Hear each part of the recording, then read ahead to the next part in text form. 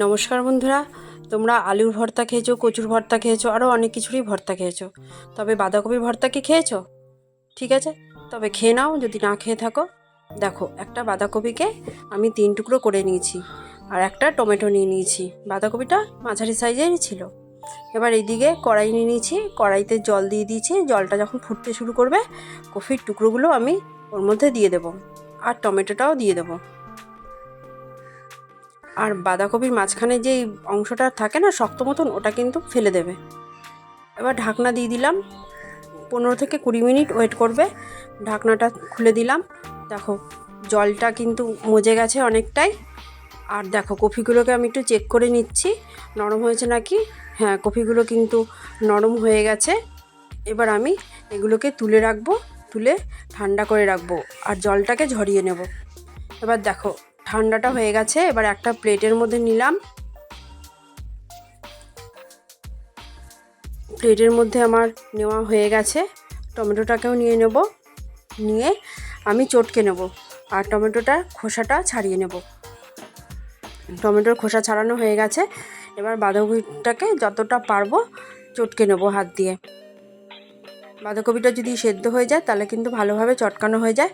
আর মাঝখানে মোটা অংশটা একটু শক্ত শক্ত থাকে, সেগুলো যদি তোমাদের মনে হয় শক্ত আছে সেগুলো ফেলে দেবে, ফার্স্টেও ফেলে রাখতে পারো। এবার দেখো, চটকানো আমার ওইদিকে হয়ে গেছে। এইদিকে দেখো, আমি পেঁয়াজ কুচি নিয়ে নিয়েছি, রসুন কুচি আর 3টে কাঁচা লঙ্কা নিয়ে নিয়েছি। এখানে আমি মাঝারি সাইজের একটা পেঁয়াজ নিয়েছি, ওটাকে ভালো করে কুচি করে কেটে নিয়েছি। আর 1 চামচ মতন রসুন কুচি নিয়েছি। আর ঝালটা তোমরা তোমাদের সুবিধা মতন দেবে। এবার এইদিকে একটা কড়াই বসিয়ে দিয়েছি। কড়াইটার মধ্যে সর্ষের তেল দিয়ে নিয়েছি 2 চামচ মতন, আর কালো জিরে ফোড়নে দিয়ে দিলাম। আর 2টো শুকনো লঙ্কা দিয়ে দিলাম ফোড়নের জন্য। ফোড়নটাকে আমি একটু ভাজা ভাজা করে নেব। ফোড়নটা ভাজা হয়ে গেলে যেই পেঁয়াজগুলো আমি কুচি করে কেটে রেখেছিলাম সেইগুলো দিয়ে দেবো।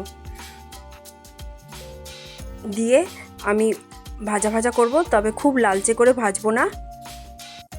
দেখো, মোটামুটি ভাজা হলে এবার রসুন কুচি দিয়ে দেবো আর কাঁচা লঙ্কাগুলোকে ফাটিয়ে দিয়ে দিলাম। এবার সবগুলো একসাথে ভেজে নেব। দেখো, আমার ভাজাটা মোটামুটি হয়ে গেছে। এবার আমি এর মধ্যে হলুদ দিয়ে দিলাম আর নুন দিয়ে দিলাম পরিমাণ মতন, দিয়ে একটু নাড়াচাড়া করে নেব। এবার আমি দেব আদা থেতো। এখানে 1/2 চামচ মতন আদা আমি থেতো করে নিয়েছি, ওটাই দিয়ে দিলাম। দিয়ে সবগুলো একসাথে ভাজা ভাজা করে নেব। এই রান্নাটা কিন্তু খুব তাড়াতাড়ি হয়ে যায় আর খেতেও কিন্তু খুব ভালো লাগে। 1 থালা ভাত 1 নিমিষেই শেষ হয়ে যায়। এবার দেখো, ওগুলো ভাজা হয়ে গেলে আমি যেই বাঁধাকপিগুলো চটকে রেখেছিলাম সেগুলো দিয়ে দিলাম। টমেটোটাও দিয়ে দেবো। দিয়ে সবগুলো একসাথে পেঁয়াজের মধ্যে মিশিয়ে নেব। মিশিয়ে সবগুলো একসাথে কিন্তু নাড়াচাড়া করতে হবে। গ্যাসের আঁচটা কমিয়ে নেবে, কমিয়ে নিয়ে খুব ভালো করে নাড়তে থাকতে হবে। আর গ্যাসের আঁচটা যদি বাড়িয়ে নাও তাহলে কিন্তু নিচের দিকটা ধরে যেতে পারে আর খেতেও ভালো লাগবে না যদি পোড়া লেগে যায়। একটু নাড়িয়ে চাড়িয়ে নেবে। তোমাদের যদি ভালো লাগে লাইক করবে, সাবস্ক্রাইব করবে আর বাড়িতে কিন্তু অবশ্যই এইভাবে রান্না করে খাবে। খেতে কিন্তু খুব ভালো লাগে। 1 থালা ভাত 1 নিমিষে শেষ হয়ে যায়। দেখো, আমার এই রান্নাটা অলমোস্ট হয়ে গেছে। একটা প্লেটে আমি সার্ভ করে দেখাচ্ছি।